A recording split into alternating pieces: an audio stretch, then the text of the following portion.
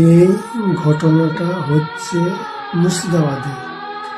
এই যে ছোট ভাইটা দেখছো, ওর বাড়ি হচ্ছে সালার থানা, বাড়ি খারেরা।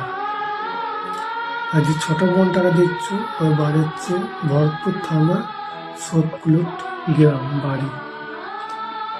এই বোনটা এই ভাইটা কি অপরাধ করেছিল, আজ তাদেরকে মেরে ফেলা হলো। যেসব ভাইরা এসব করেছ, তোমরা যত লুকিয়ে থাকো, একদিন না একদিন ধরা পড়বে। আর আমি পুলিশরাকে বলছি, এইসব লোকের ধরা পড়লে তাদেরকে আইনের বিশাল বড় শাস্তি দেওয়া দরকার। আমরা বিচার চাই। এই যে ছোট্ট বোনটা 8 বছরকার কি অপরাধ করেছিল, এইসব যারা করেছে তাদের আমরা বিচার চাই।